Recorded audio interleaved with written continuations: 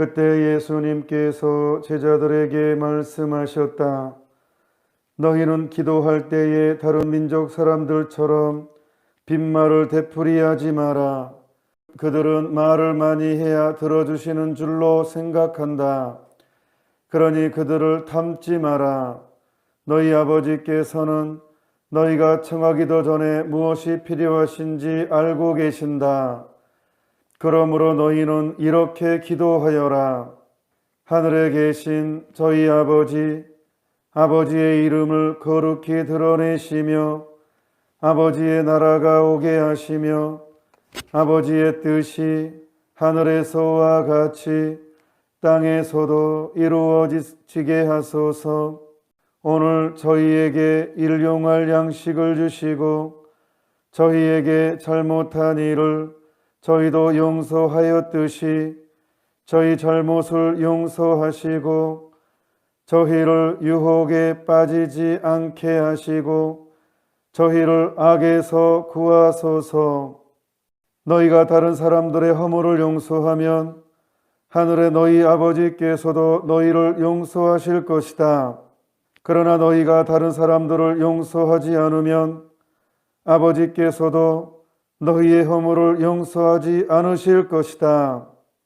우울증이 정말 많죠. 지금 사람들 안에 감기처럼 우울증이 옵니다. 육체의 감기가 영혼에게는 우울증인 것 같습니다.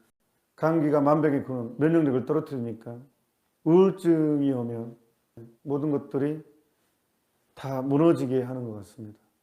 우울증이 정말 무서운 것 같아요. 근데 우울증은요, 예외적인 경우가 항상 있지만 일반적으로 욕망의 좌절에서 옵니다. 인간의 욕망이 좌절될 때 인간은 우울함이 옵니다. 그래서 우울증은 욕망의 좌절의 결과입니다. 그랬을 때 만병통치약이라는 홍보를 많이 들었습니다. 어르신들 상대로 옛날에 이것만 잡숴봐 그러면 모든 것이 다 나아하면서 이런. 근데 영혼에는 진짜 만병통치약이 있습니다. 감기에는 종합감기약이 있듯이 우울증을 한 방에 날려버리는 약이 있습니다. 그래서 이 강론을 듣는 사람은 행운입니다. 만병통치약을 알려드리기 때문에. 오늘 예수님이 직접 하늘에서 내려오신 하느님이신 사람께서 인간에게 유일하게 알려준 기도는 주님의 기도입니다. 자, 기도부터 정의를 먼저 내리고, 기도는 뭐냐? 하느님과 나의 우정의 대화입니다. 그럼 대화를 하려면 뭐가 있어야 돼요? 믿음이 있어야 돼요. 왜? 하느님은 눈에 안 보이니까. 이 감실 안에 예수님이 계신다는 확고한 믿음이 생기면 대화는 가능합니다. 왜? 믿으니까 이제. 저 안에 예수님이 현존하시는 걸 믿으면 대화는 쉽게 되는 거죠. 예수님 있잖아요 하면서 이렇게. 저 오늘 너무 좀 힘들어요. 이렇게 대화가 되죠. 이렇게. 믿어야지만 기도는 가능해집니다. 오케이. 여기서 출발합니다. 이제. 자, 예수님이 우리에게 직접 기도를 알려주십니다. 보십시다. 그러므로 너희는 이렇게 기도하여라. 근데 청하기도 전에 알고 계신데 하느님이 전지전능한 내가 무엇이 필요한지 알고 있다는 거예요. 지금 하느님은. 그래서 좀 안심했으면 좋겠어요. 하느님이 내가 무엇이 필요한지 모른다면 내가 자세하게 말해줘야 되거든요. 그분한테.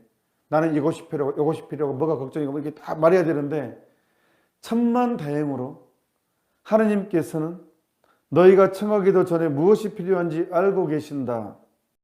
왜? 완전히 이제 기도를 잘할 수 있는 비결이 나왔습니다. 그러므로 너희는 이렇게 기도하여라.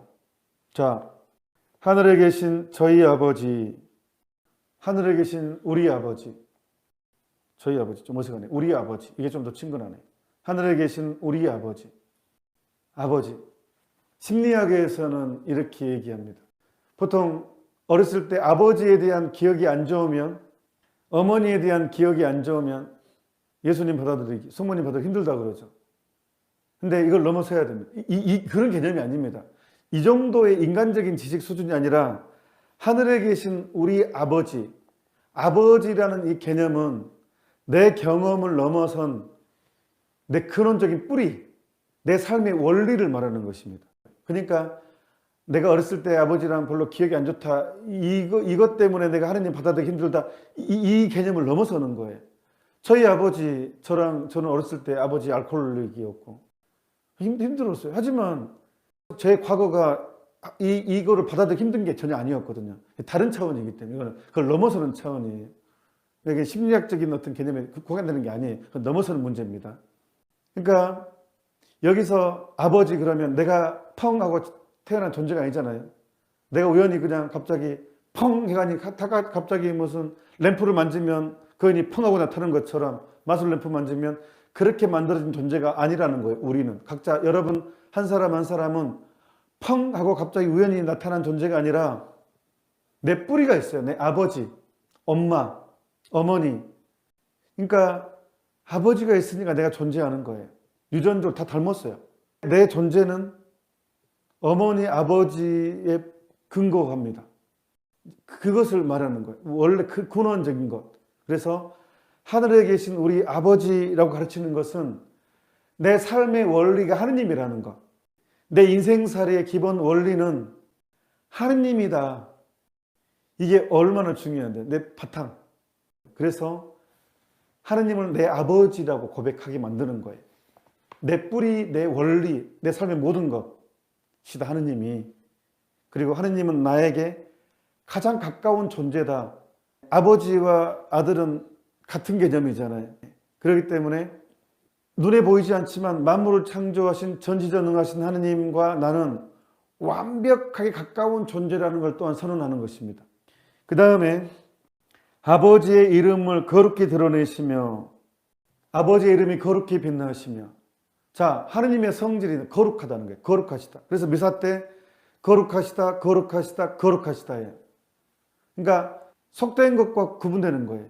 우리의 삶은 속된 것으로부터의 구별해야 된다는 거예요. 우리 삶은. 그러니까 모든 사람한테 해당되는 것이 아니고 이제 예수님을 하느님을 아버지로 고백한 사람들한테 해당되는 말이에요. 이제 지금부터는. 그러니까 우리는 삶이 거룩해야 됩니다. 이 거룩함이 우리 삶의 지향이 돼야 돼요. 이 거룩하시다, 거룩하시다, 거룩하시다 세 번씩 외치잖아요. 그러니까 이 거룩함이라는 것은 아버지의 속성이기 때문에 나도 그 아들이기 때문에 우리는 그 거룩한 것으로 향해야 돼요. 그런데 인간은 속된 존재란 말이에요. 쉽게 무너지고 이게 은매 기주고가 돼요. 이 부분에서. 그런데 성서는 뭐라고 나옵니까? 거룩한 것을 거룩하게 지키면 거룩한 사람이 된다 그랬어요. 그래서 이 거룩한 감각이 굉장히 중요합니다. 경외심. 지혜의 시작과 완성은 경외심. 하느님을 경외하는 것. 노예적인 공포가 아니라 거룩함, 두려움, 경외함. 그러니까 거룩함은 경외함입니다. 그래서 미사를 거룩하게 봉헌하는 게 얼마나 중요한지 모릅니다. 이게 이제 하느님과 내가 하나 되는 이 과정입니다. 이 거룩함. 이 거룩함은 눈의 거룩함, 입의 거룩함, 귀의 거룩함 있습니다. 그래서 아버지는 거룩한 분이시다. 그러니까 아버지를 속되게 취급하면 안 된다는 거예요. 거룩한 분이시다라는 확고한 기준이 생겼습니다. 그 다음에 아버지의 나라가 오게 하시며 하느님 나라, 아버지의 나라, 하느님 나라. 근데 이 세상을 보면 하느님 나라가 아닌 것 같아요. 악이 승리한 것처럼 보이고 부정한 것이 지배하는 것 같고 그러죠. 그런데 이미 예수님께서는 죽음과 부활로서 악의 승리를 선포하셨잖아요. 그러니까 교황 요한 바울 2세께서 돌아가시 전에 동정 마리아 묵주기도를 선포하시면서 빛의 신비를 추구했잖아요.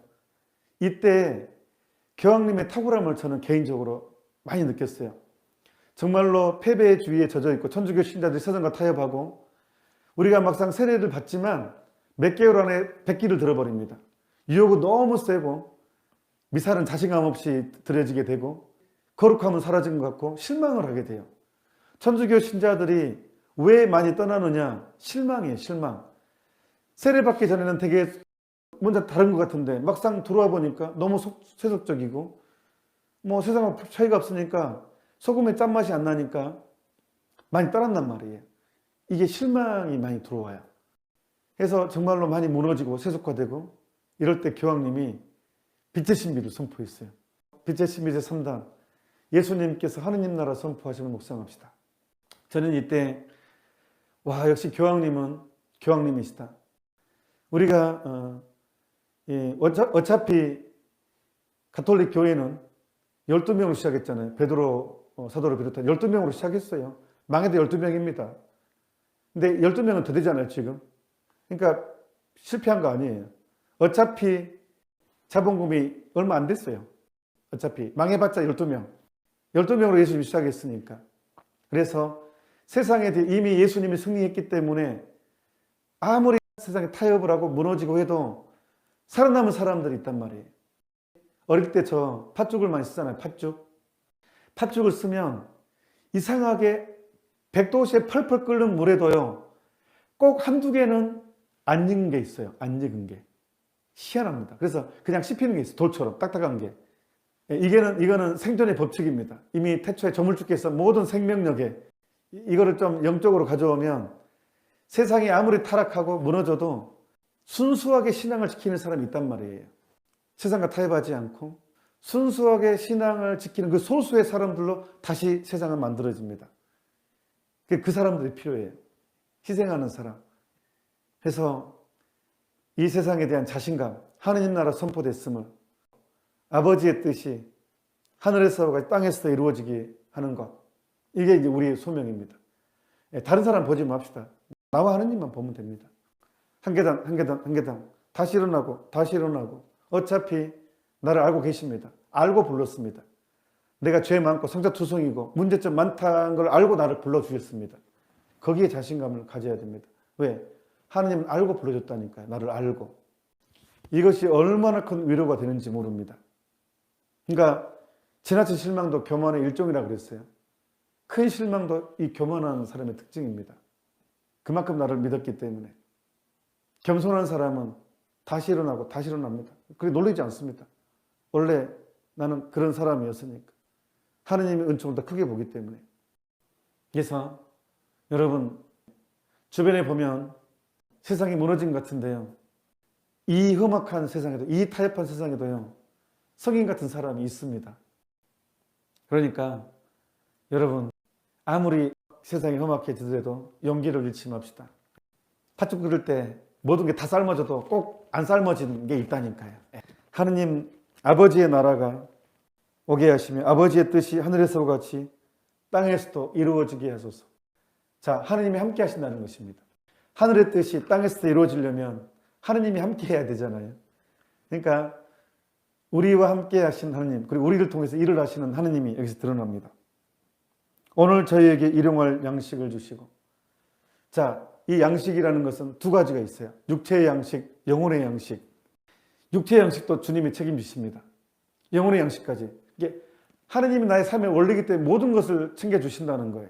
모든 것을. 그러니까 너무 걱정하지 말자는 거예요. 내 인생에 대해서. 걱정이 세방되는 거예요. 내 먹을 거 챙겨주니까. 자식들은, 어린아이들은 부모님이 계시기 때문에 애들은 걱정하지 않습니다. 전기세를 걱정하지 않습니다. 수도세를 걱정하지 않습니다. 부모님이, 엄마, 아버지가 양식을 챙겨주기 때문에. 마찬가지로 똑같습니다. 우리도. 하느님께서는 우리 육적인 것, 영적인 걸 다 챙겨주십니다. 성서를 통해서, 기도를 통해서, 미사를 통해서 또한 우리를 허기짐에서 채워주십니다. 저희에게 잘못한 일을 저희도 용서하오니 저희 잘못을 용서하시고. 용서가 좀 간단합니다. 우리는 너무너무 용서받고 싶어요. 이게 근본적인 것이에요. 인간을 힘들게 하는 것은 돈 같은데 돈이 아니라니까. 죄책감이라니까요. 이 사람이 죄책감에 휩싸이면요. 우울증 옵니다. 절망하게 됩니다. 악마의 최종적인 무기거든요. 절망. 이 죄책감이 계속 내 안에서 움직이면요. 사람은 절망에 떨어집니다. 근데 이 절망에 떨어지지 않는 길을 알려주십니다. 저희에게 잘못한 일을 저희가 용서하오니 저희 죄를 용서하시고. 내 근원적인 머리칼보다 많은 죄가 나를 감싸고 있는데 나한테 잘못한 사람을 용서하면 하느님은 기꺼이 조건 없이 용서하신다는 거예요. 배은망덕한 게 뭔지 아십니까? 나는 용서받아 놓고 나는 다른 사람 용서하지 않는 것. 죄송한 얘기입니다만 이건 배은망덕한 것. 왜냐하면 예수님이 또 추가로 말씀하셨거든요. 오늘. 나는 다 용서받아 놓고 어릴 때부터 숱하게 많은 죄들을 다 탕감 받아 놓고 나는 용서 못하고 있으면 그게 배은망덕한 것입니다. 나는 용서받아 놓고 하느님께로부터 완벽하게 용서받아 놓고 나는 용서 못하고 있는 것은 다시 말씀드리지만 배은망덕한 것입니다. 용서는 의지의 행위입니다. 감정의 문제가 아닙니다. 감정은 안 풀린다니까요. 그래서 이냐시오 성인 내 의지를 봉헌합니다. 내 자유의지까지 봉헌합니다. 다 가져가십시오. 그래서 소유권 이전하라는 거예요. 소유권 이전을. 내 의지까지. 내가 어떤 사람이 정말 밉잖아요. 근데 의지를 봉헌해야지 해결됩니다. 물론 의지를 봉헌해도 미운 감정은 있어요. 그건 감정이라니까요. 감정은 어떻게 할 수가 없어요. 의지를 봉헌하면 돼요. 의지로 용서하면 됩니다. 나머지는 하느님이 알아서 해줍니다. 예, 아버지시니까. 저희에게 잘못한 일을 저희도 용서하였듯이 저희 잘못을 용서하시고 저희를 유혹에 빠지지 않게 하시고. 자, 이거 중요합니다. 유혹에 빠지더라도 일어나게 해주시고가 아니에요. 유혹이라는 것은요, 빠지지 않도록 노력해야지만 이겨낼 수 있습니다. 저를 유혹에 빠져도 이겨내게 해주시고 안 됩니다. 유혹은 그만큼 강력한 것입니다. 유혹은 어마어마한 것이고 무시무시한 것입니다. 누구도 유혹을 원하면 이겨낼 수 없습니다. 유혹을 빠지지 않도록 하는 게 죄를 피하는, 저지르지 않는 가장 큰 비결입니다. 36개 출애굽랑이라는 말이 있죠. 36개. 1개, 2개, 3개, 4개. 제가 듣기로는 18개가 최고의 고수래요. 그런데 그 2배가 36개잖아요. 도망이 최고라는 거예요, 도망이. 유혹에 대해서는 싸워봤자 유혹은 당해낼 수 없습니다. 그래서 유혹에 대한 가장 확실한 효과는 36개, 출애굽랑. 싸우지 않는 것. 유혹에 빠지지 않도록 하는 것이 영성생활의 가장 중요한 기본입니다. 그래서 데르테레사 성녀는 이렇게 얘기합니다. 자기를 믿지 않은 용감한 영혼을 하느님은 찾으시고 그 영혼하고 일을 하십니다라고. 자기를 믿지 않는 용감한 영혼. 이게 바로 이제 유혹에 빠지지 않게 하시고 하고 연결되어 있습니다. 자기를 믿지 않는 용감한 영혼을 하느님은 찾으십니다. 악에서 구하소서. 자, 악이 있어요, 이 세상에. 그렇기 때문에 악에서 구하달라고 한 거예요. 가톨릭은 성악설도 성설도 아닌 원죄와 번제로 인해서 악마의 영향력 아래 있지만 온전히 지지 않았어요.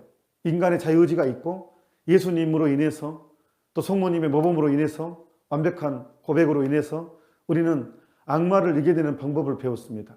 악에서부터의 탈출을 배웠습니다. 분명히 이 세상 악은 존재합니다. 악마 존재합니다. 악마의 존재가 없다고 가르치는 순간 이미 악마한테 백기를 들어버리는 것 같습니다. 현재 프란시스코 교황님이 얼마나 악마의 존재, 악마를 강조를 많이 하신 줄 아십니까? 그래서 악에서 구하소서. 예수님께서 이것을 처해했기 때문에 예수님이 바로 악에서 우리를 구하는 가장 완벽한 우리의 주님이십니다. 그렇기 때문에 하느님께 우리를 온전하게, 나를 이제 온전히 맡기는, 내 전쟁의 완벽한 키를 예수님께 맡기는 그런 고백이 되겠습니다. 그래서 이 주님의 기도를 보자면 인생은 투쟁이라는 것을 알게 됩니다. 신앙생활은 끊임없이 영적인 전쟁이라는 것, 투쟁이라는 것, 죽을 때까지. 그래서 그래서 상이 있는 것입니다. 예, 투쟁을 하니까 선물이 있는 거예요. 선물은 그냥 주어지지 않습니다. 뭔가에 싸우고 투쟁을 하고 하기 때문에 상이 주어지는 것입니다. 그래서 사도 바울은 우리 달리기를 열심히 달려서 끝까지 상을 받도록 최선을 다해야 됩니다. 라고 고백하지 않았겠습니까? 그리고 예수님 마무리하면서 다시 한번 마무리 정리합니다. 너희가 다른 사람들의 허물을 용서하면 하늘의 너희 아버지께서도 너희를 용서하실 것이다. 그러나 너희가 다른 사람들을 용서하지 않으면 아버지께서도 너희의 허물을 용서하지 않으실 것이다. 마귀들은 이 부분을 마지막 히든 카드로 우리가 이제 하느님 자녀가 되는 것에 대한 엄청난 질투와 분노로 인간을 마지막까지 물고 늘어지는 게 이제 바로 이 부분입니다. 이제 미운 감정을 크게 키워가지고 하느님의 용서까지도 무효화해버리게 만드는 세례성사를 통해서 원죄와 번죄가 사라졌음에도 불구하고 악마는 엄청난 분노와 질투로 이것을 무효화하려면 한 영혼이 엄청나게 누구를 증오하고 미워하면 이게 무효화되기 때문에 인간의 마지막 승부로 악마는 사람에 대한 증오, 분노를 있는 힘을 다해서 불어넣습니다. 그래서 내가 받은 용서를 망각하게 만들어버립니다. 내가 받은 하느님으로부터 받은 용서를 잊어버리게 만들고 나한테 서운한 것만 계속 키워가지고 자포자기, 좌절하게 만들고 분노 때문에 스스로 절망하고 자포자기하게 만드는 게 이제 악마의 마지막 카드입니다. 그래서 예수님이 마지막 한 번 더 주님의 기도를 가르쳐 준 다음에 이 부분을 다시 언급해 주신 것입니다. 그래서 이 용서라는 문제는 정말 중요한 문제고 의지의 행위라는 것, 그리고 우리가 용서하지 못하고 떨고 있는 것은 사실 배은망덕한, 엄밀한 말하기 아니면 배은망덕한 행동이라는 것은 분명한 것 같습니다. 이미 우리는 하느님을 아버지라고 부르는 존재입니다. 세상의 만물의 창조주를, 내 삶의 근원.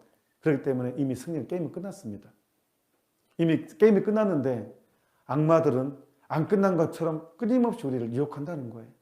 이미 우리는 승리한 전쟁을 그냥 내 잘못만 고백하고 내 허물을 인정하고 끊임없이 하느님의 용서를 구하면서 아버지임을, 그 친밀함을 내 안에 계속 가져온다면 이미 우리는 승리한 전쟁을 하고 있는 것입니다. 두려워하지 마십시오. 여러분들은 하느님을 아버지라고 부르는 참으로 하느님의 자녀입니다. 주님의 기도에 아버지의 뜻이 하늘에서와 같이 땅에서도 이루어지게 하시고, 그래서 하느님의 뜻이 이 지상에 이루어져야 되는데 하느님의 뜻은 뭐 특별한 열심한 사람이나 뭐 특별한 사람에게 주어지는 것이 아니라 이미 공적으로 드러났어요. 오른뺨을 맞으며 왼뺨을 내밀어라. 뭐 그런 예수님이 우리에게 가르쳤던, 공생활을 가르쳤던 그 모든 것들 다 하느님의 뜻입니다. 특별하게 주는 뭐 그런 막 신비 그게 그렇게 하는 경우도 있긴 하지만 너무 그쪽에 가면 안 되고 일반적으로, 그리고 사도 바울은 어떤 처지에서든지 감사하고 기뻐하고 기도하라고, 이게 우리 알려진 하느님의 뜻입니다. 이게 이미 하느님의 뜻은 어떤 신비롭게 특별한 사람한테 주어지는 것이 아닌 단순한 어린이의 마음을 가지면 누구나 바로바로 바라볼 수 있는 예수님의 가르침입니다. 우리 하느님의 뜻을 실천하는 사람들끼리 서로 평화 인사를 나누십시다.